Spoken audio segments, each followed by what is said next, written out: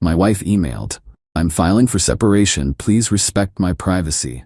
I replied, "Of course." Then I forwarded her message to our mediator, closed our joint credit line, and removed her as my emergency contact at work. 48 hours later, HR called. Her new privacy wasn't so private. I, 41 male, operate on logic. It's my job as a systems architect, and it's how I've always navigated my life. When there's a problem, you define the parameters, identify the variables, and execute a solution. So when the email landed in my inbox 2 days ago, on a Monday afternoon, I treated it like a critical system failure. The subject line was just her name, Corinne. The body was just as sterile. "Leo, I am writing to inform you that I will be filing for a legal separation. I have moved my essential belongings out and will arrange a time for the rest. I believe this is for the best. Please respect my privacy during this difficult time. All further necessary communication should be in writing. See, 12 years of marriage terminated via email. No conversation, no warning."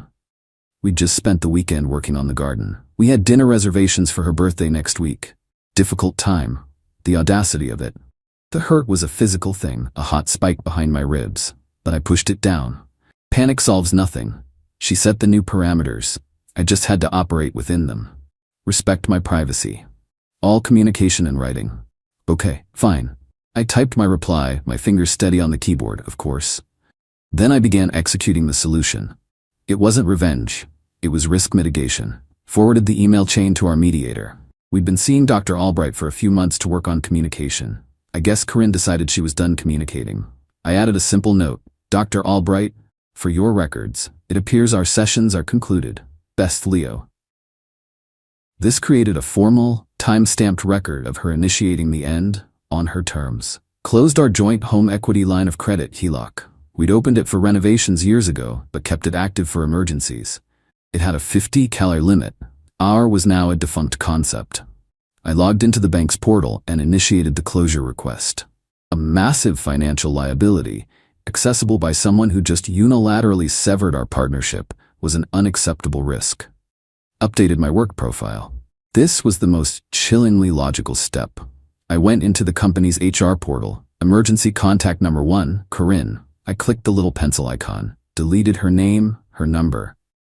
Moved my father to the top spot. It felt like erasing a decade of my life in 3 clicks. She was no longer the person to call if I was dying. The system was updated. I worked for another hour, my focus absolute. Then I went home to a house that was subtly wrong. The closet was half empty. Her toiletries were gone from the bathroom. The silence was deafening.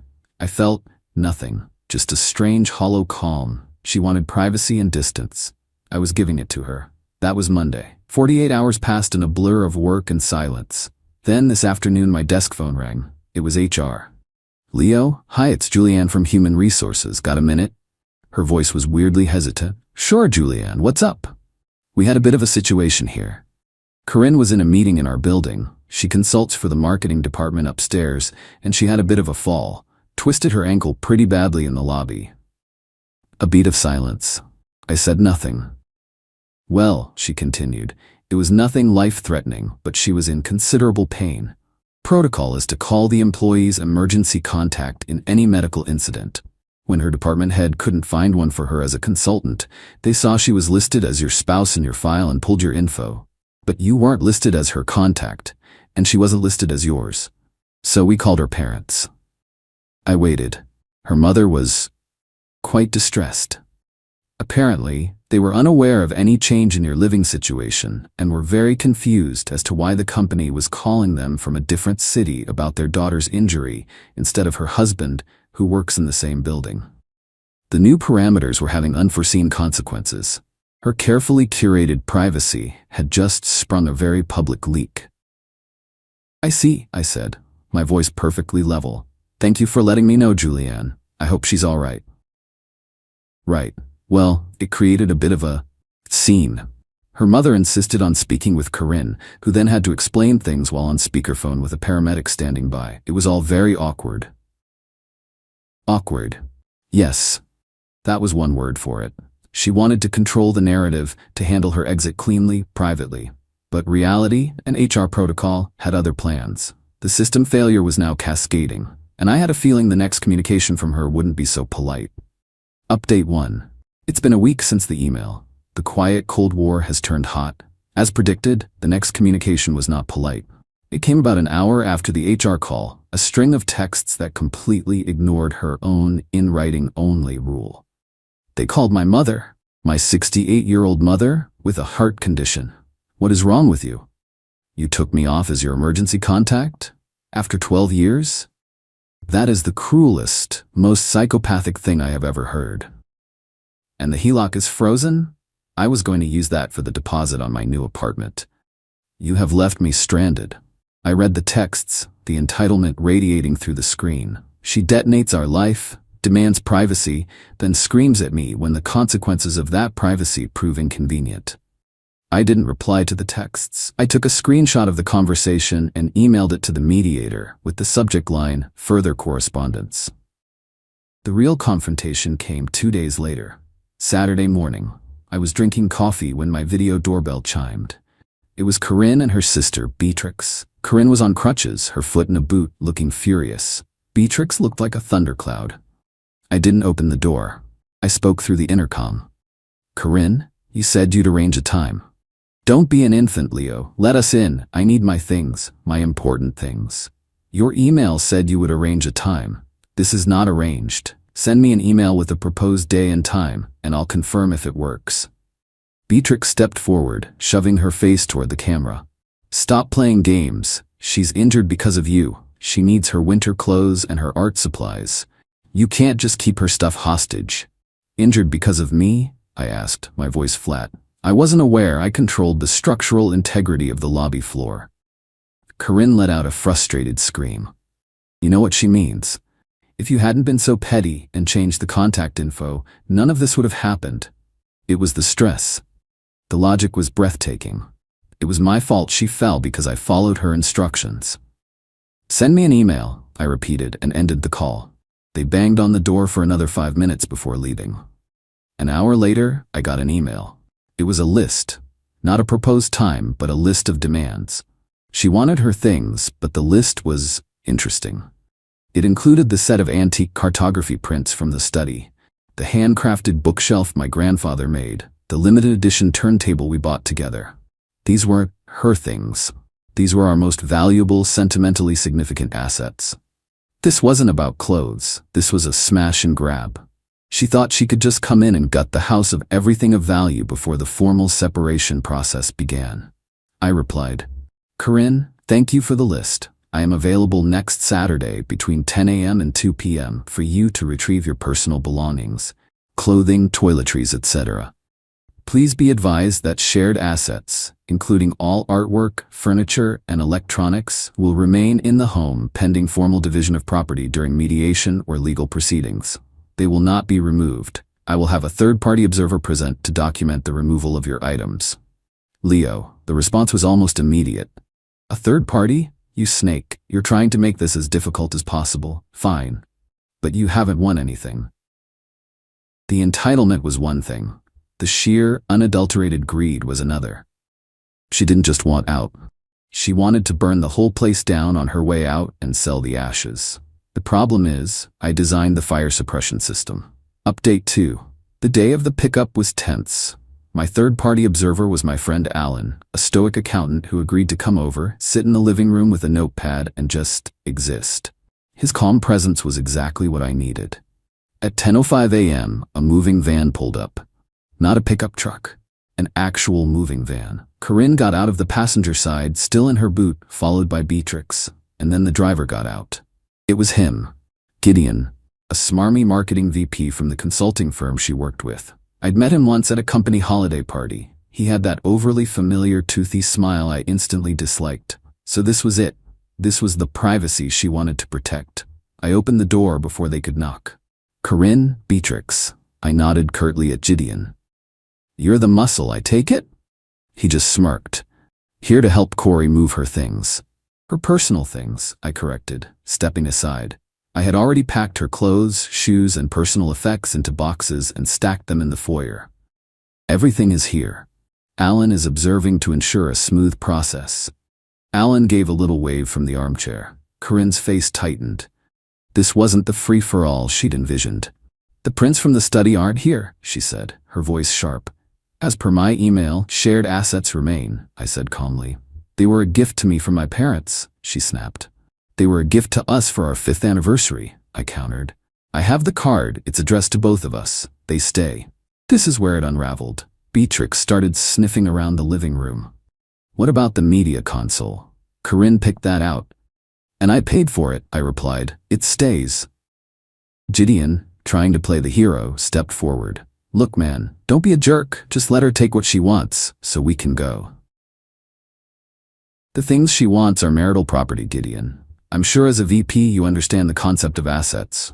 Unless you'd like your name formally entered into our separation documents as an involved third party facilitating the unauthorized removal of assets." His smirk vanished. He took a half step back. The threat of being legally dragged into this mess was a language he understood perfectly.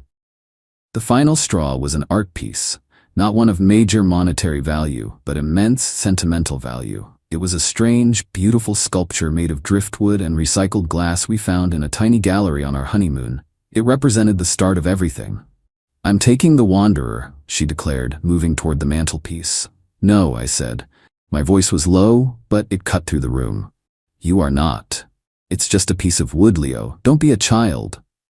"It's not just a piece of wood, and you know it. It stays here until it is decided upon legally." She let out a sob, a theatrical, frustrated noise. And then she did something I never expected. She reached out, grabbed the sculpture, and deliberately shoved it off the mantel. It hit the stone hearth with a sickening crash, the delicate glass components shattering. Silence. Alan stopped writing and just stared. Beatrix gasped. Gideon looked horrified. Corinne stood there, breathing heavily, a triumphant, ugly look on her face. "There," she said. "Now neither of us can have it." I looked from the broken pieces on the floor to her face. The hurt I'd been suppressing for weeks finally boiled over, but it wasn't hot. It was ice cold. I took out my phone, went to my security camera app, and saved the last 5 minutes of footage from the living room camera. I didn't say a word. I just looked at her. The realization of what she'd just done in front of 2 witnesses and on camera slowly dawned on her face. The triumph was replaced by panic. "Get your boxes," I said, my voice devoid of any emotion, "and get out of my house." They scrambled. The 2 movers Gideon had hired loaded only the boxes from the foyer. They were in and out in 15 minutes. As they left, Beatrix turned back. "I hope you're happy, Leo. You destroyed her." "No," I said, looking at the wreckage of the sculpture on my floor. "She's just showing me who she really is, and I'm finally believing her." Final update. It's been 8 months. The divorce was finalized last week. The war of attrition is over, and the final landscape is not what Corinne or Gideon expected. The destruction of the Wanderer was the turning point. It wasn't about the object's value, it was about the incontrovertible proof of her malice. My lawyer presented the video clip during our first 4-way settlement meeting. Corinne's lawyer went pale. Gideon, who was providing her with financial support and legal funds, was advised to distance himself from the proceedings.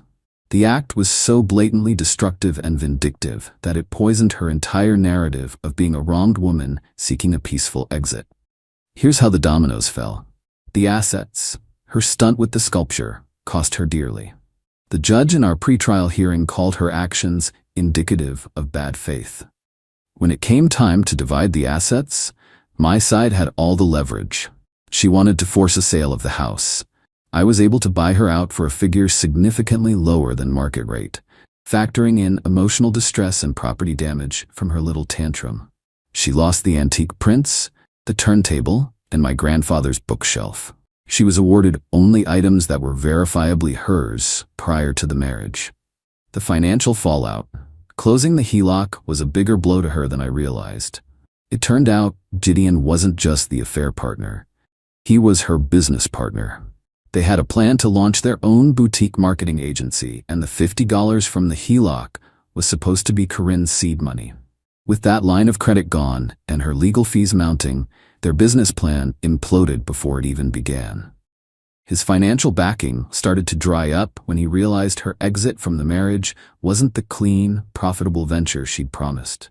The professional consequences, The HR incident had a longer tail than I expected. The awkward scene with her mother on the phone turned into quiet office gossip. Corinne's attempt to keep her affair with a senior VP private failed spectacularly. When details of their disastrous moving day and the destroyed sculpture trickled out through mutual acquaintances, their professional reputations took a hit. They weren't fired, nothing so dramatic, but they were seen as messy, dramatic, and untrustworthy. I heard from a former colleague that Gideon was passed over for a promotion, with the C-suite citing concerns about his judgment. He and Corinne are apparently still together, but living in a small, rented apartment, their grand plans reduced to dust. The final insult. During the final stages, Corinne, desperate, tried to claim long-term significant spousal support. My lawyer submitted a final piece of evidence, a detailed timeline. It started with the date she and Gideon registered the domain for their planned business, 3 months before she sent me the email.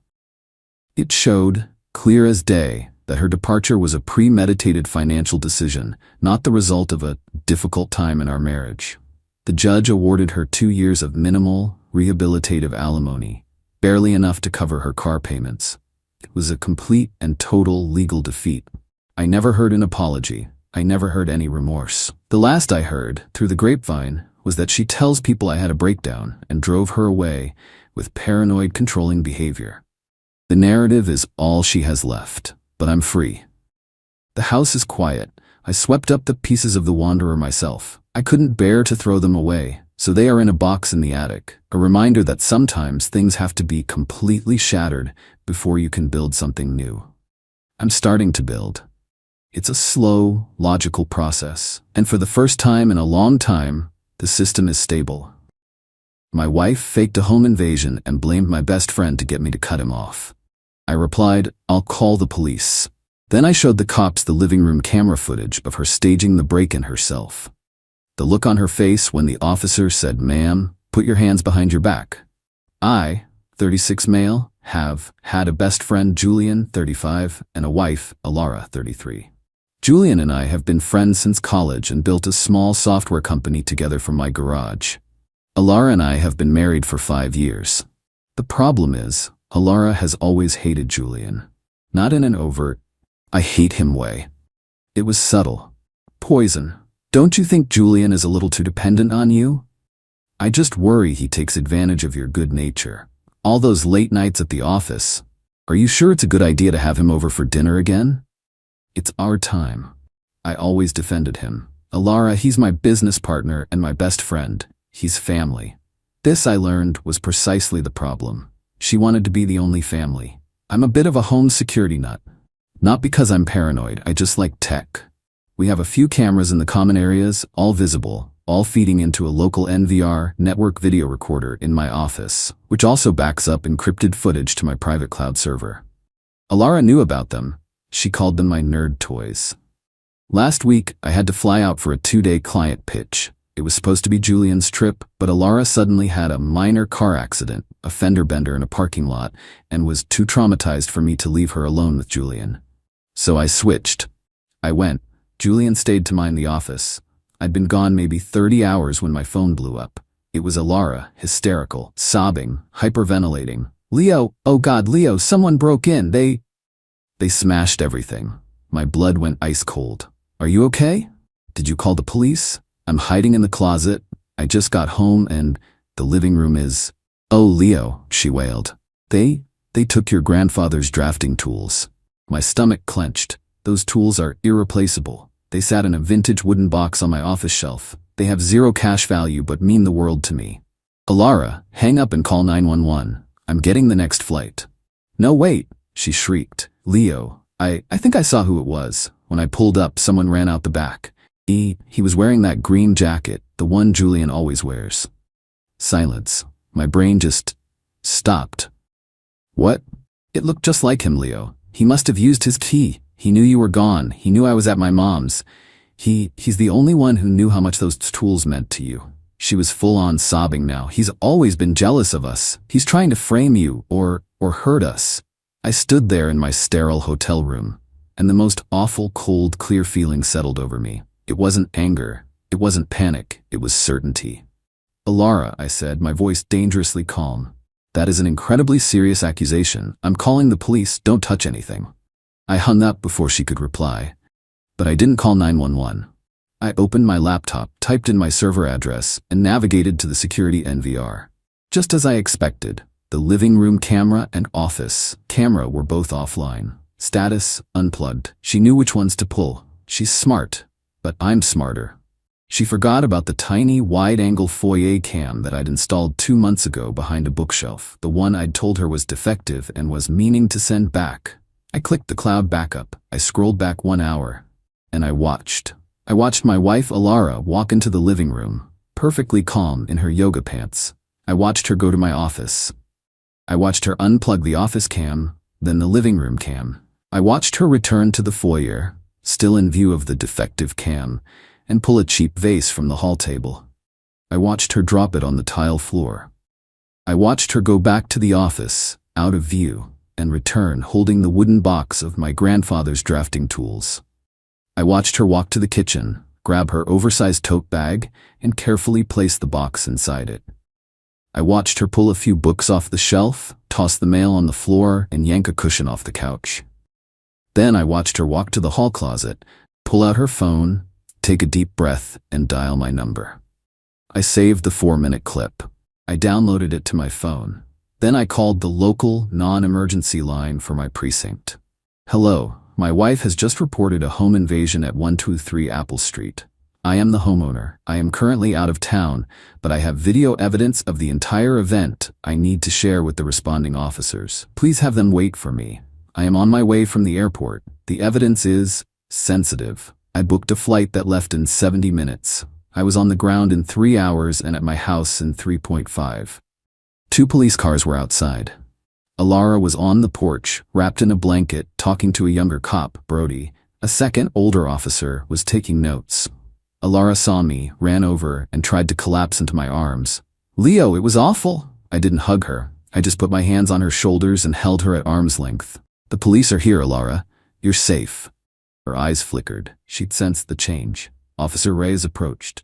Mr. Last Name, you're the homeowner? You called our dispatcher about video evidence? Yes, officer, I said. My wife has been telling me her theory about my friend Julian. Alara nodded, tears welling. I saw him, officer. He ran right past the window. I see, Ray said, writing. That's a felony charge, ma'am. Burglary. You're sure you're willing to testify to that? Absolutely, Alara said, puffing up with indignation. He's a horrible person. Okay, I said. Officer, before you go knocking on my friend's door, could I show you this? It's from my foyer camera, the one my wife and the intruder apparently missed. I pulled out my phone. Alara's face went white. A camera? What camera? Leo, what are you? The defective one, honey. I guess it fixed itself. I hit play. Reyes and Brody huddled around my phone. Alara stood frozen, her mouth slightly open. They watched the whole thing. The vase, the office trip, the tote bag, the staged mess, the phone call from the closet. Brody's eyebrows disappeared into his hairline. Reyes finished watching, let out a long, slow sigh, and looked up. Not at me, at my wife. Alara Last Name. No, Alara shrieked, her voice cracking. That's a fake, a deep fake. Leo, you did this. You and Julian. You're framing me. Ma'am, Officer Reyes said, her voice flat. I'm looking at a time-stamped, encrypted file from a private security server. He's been on a plane. You're here, on video, committing a crime. Or several, actually. What crime? I was just cleaning. Ma'am, Reyes said, cutting her off. She was done. Filing a false police report is a serious offense. Wasting police resources is a serious offense. Conspiracy to commit, well, we'll let the DA figure that out. Put your hands behind your back. The look. It wasn't sadness. It wasn't remorse. It was pure, unadulterated rage. The look of a cornered animal. You bastard, she screamed at me as Brody cuffed her. You're choosing him over me? After everything, you'll regret this. You'll be nothing without me. She was still screaming as they put her in the car. I just stood there, in my fake ransacked living room. The silence was deafening. Then I picked up my phone and called Julian. Dude, I said, my voice shaking for the first time. You are not going to believe this, but first, are you at home? And do you have an alibi for the last 3 hours? Update 1. It's been 2 weeks since the staging. My life has been a blur of lawyers, police statements, and boxes. First, the fallout. Alara was charged with filing a false police report, a serious misdemeanor in my state, borderline felony given the value of the non-existent theft, and misuse of emergency services. Her parents, Arthur and Beatrice, bailed her out within hours. She's staying with them. I filed for divorce the next day. I retained the best and most shark-like lawyer in the city. When I showed her the video, she didn't even smile. She just said, "Oh, this is clean. Very clean." I had a locksmith change the locks and reset all the garage codes within an hour of her arrest. My lawyer immediately filed for an emergency motion, granting me exclusive use of the house, premarital asset bought and paid for by me before I ever met her, which the judge signed off on instantly given the circumstances, i.e. wife faking a crime. Now, the entitlement. It began with her parents.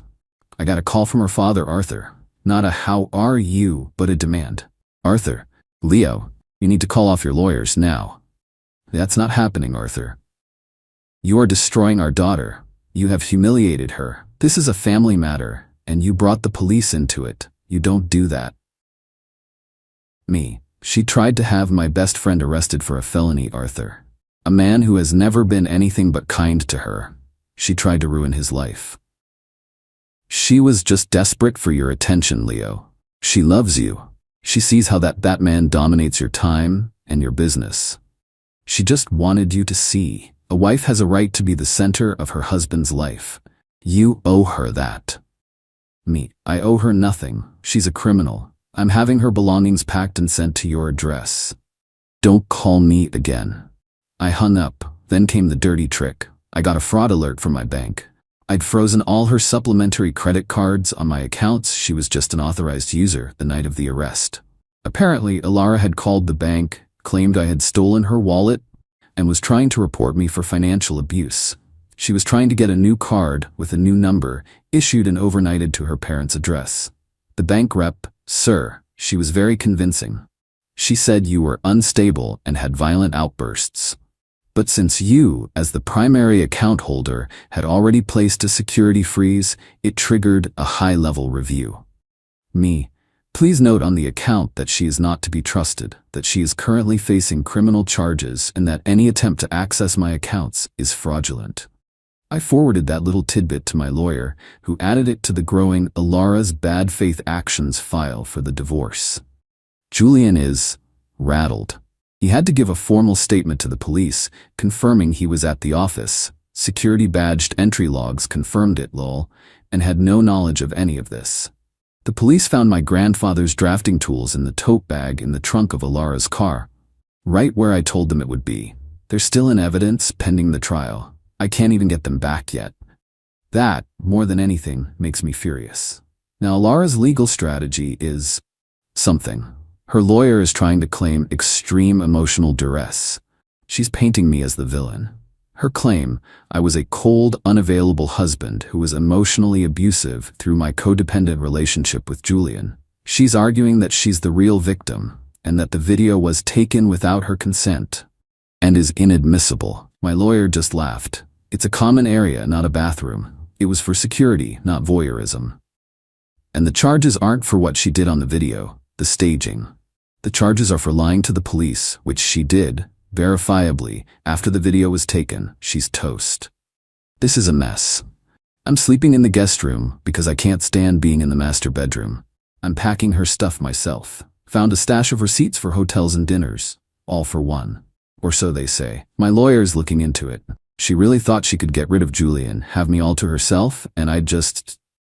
What? Thank her? The delusion is staggering.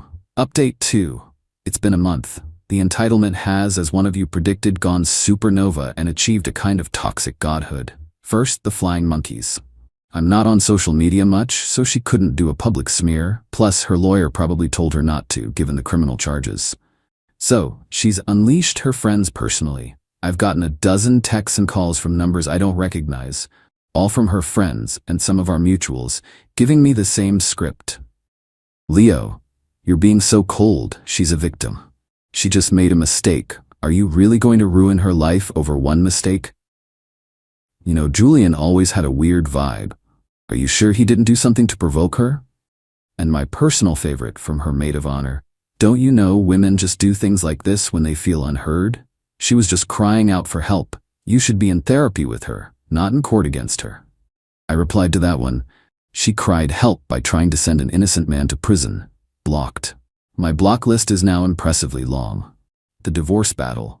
Alara is now, and I am not joking, demanding the house, my premarital asset, half of the business, claiming she was an unpaid emotional support partner and consultant, LMAO, and $10,000 a month in alimony. My lawyer's response was, "This is a kitchen sink demand. It's what desperate people with zero leverage do. We will respond accordingly." Accordingly meant a counterfiling for her to pay my legal fees, citing her criminal conduct and bad faith fraud attempts. But that's not the dirty trick. This is what sent me over the edge. Julian has a 7-year-old daughter, Maya, from a previous marriage.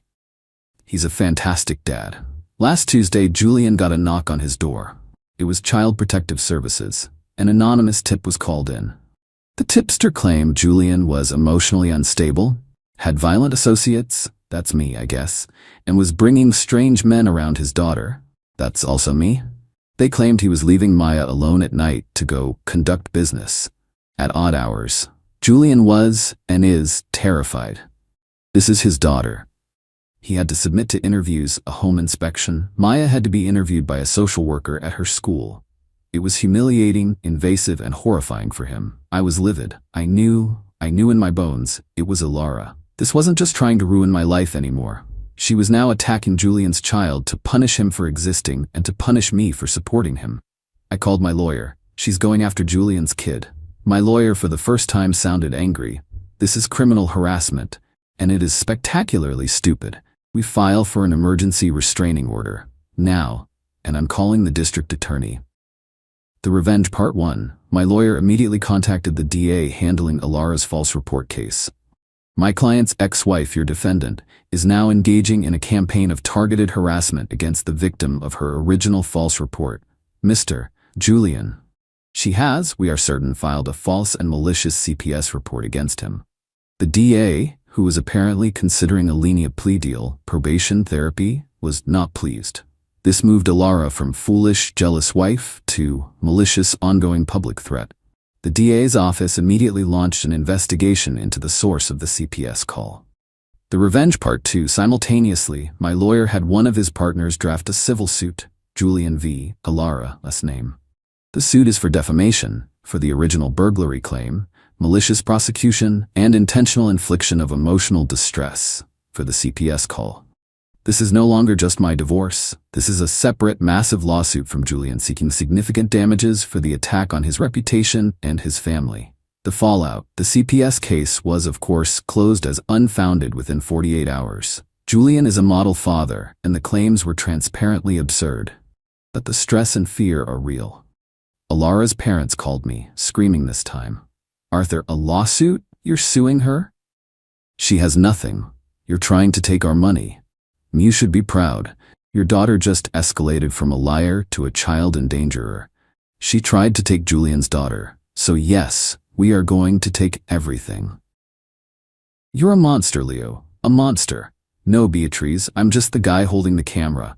Your daughter is the one staging the horror movie. You're all going to have to watch it." I hung up and blocked their numbers too. Julian and I met last night. He looked exhausted. "I'm sorry, man," I told him, and my voice cracked. "I'm so sorry. I brought this person into our lives. I should have seen what she was."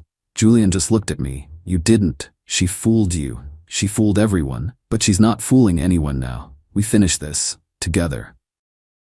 She crossed a line, a big, bright, uncrossable line. She went after a kid. No more mercy. No more holding back. My lawyer is cleared to burn it all to the ground. Final update. It's been 6 months. It's over. Here's how the house of cards Alara built finally came down. The criminal case, the DA's investigation into the CPS call, was the kill shot. They subpoenaed the records for the anonymous call. It came from a prepaid burner phone app, but the app was purchased on an iTunes account, which was registered to Beatrice, Alara's mom. When confronted, Beatrice and Arthur tried to take the fall. They claimed they made the call. that they were genuinely concerned for Maya's welfare after Alara told them how unstable Julian and I were. The DA didn't buy it for a second. They saw it as a clear conspiracy. Alara was facing a trial for the false report and new felony charges for the CPS report, conspiracy, criminal harassment.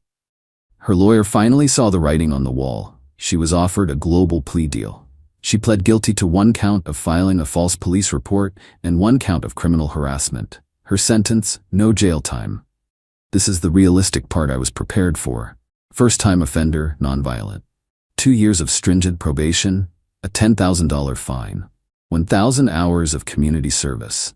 Mandatory psychiatric evaluation and court-ordered therapy/anger management for the full 2 years. A permanent, 10-year restraining order forbidding her from contacting me, Julian, or his daughter Maya. Violation means immediate jail time. The divorce. Her guilty plea in the criminal case absolutely gutted her divorce claims. The judge in a pretrial hearing basically told her lawyer that her demands were frivolous and offensive. The house, I keep it, 100%. Premarital, and her conduct, specifically faking a crime in it, voided any claim of contribution she might have had. The business, I and Julian keep it, 100%. Her claim of being an unpaid consultant was dismissed with extreme prejudice. Alimony, 0, none. The judge cited her egregious criminal conduct against her spouse's business partner as an act of economic dissipation against the marriage. But, and this is the part that stings, the part that makes it real. I didn't get out clean. We had to split the liquid assets accumulated during the marriage. This meant I had to liquidate a brokerage account and write her a check for her half. It was for $82,450. It felt like swallowing glass. I had to pay her to leave after everything. I wasn't a hero who lost nothing. I took a real painful financial hit. She was smirking when her lawyer told her the number. The civil suit, Julian's revenge. This is where the justice happened. Alara's parents, Arthur and Beatriz, were also named in the civil suit as co-conspirators in the CPS harassment. They were facing a public humiliating trial. Their lawyer advised them to settle, quickly. They settled out of court. The evidence, the guilty plea, the iTunes trace was undeniable. The settlement amount, $100,000. $80,000 of it went to Julian for legal fees, damages, and therapy for him and Maya. The other $20,000 was a mandated, court-overseen deposit into a college trust fund for Maya, which Alara and her parents are forbidden from ever touching. So let's do the math. I paid Alara $82,450. Alara and her parents, who had to foot the bill, paid Julian and his daughter $100,000. I essentially paid my best friend's damages via my psycho ex-wife. It's the most bizarre, karmic, and satisfying transfer of funds I've ever seen. That smirk was wiped right off her face when her civil lawyer told her the settlement would eat her entire divorce payout, and then some. The aftermath. My grandfather's drafting tools are back from evidence. They're on my desk. They look the same. Julian and I are fine. The business is fine. His daughter is fine. Our friendship is obviously stronger than ever. I hear through the grapevine, a former mutual who apologized profusely, that Alara is living in her parents' guest room. Her $10 fine and community service start next month. Her probation terms make it hard to get a job. Her parents are apparently furious, as their retirement fund took a massive hit to pay the settlement. They're not treating her like a victim anymore. They're treating her like the bad investment she is. She's bitter, angry, and blames everyone but herself. She got what she wanted. I'm no longer in her life. She just didn't account for the cost. As for me, I'm in therapy. My trust in people is, well, it's shot. It cost me a lot of money and a lot of peace. But the house is quiet. It's my house again. I sold her furniture and bought a new couch. It's over. She played a stupid, evil game and she lost.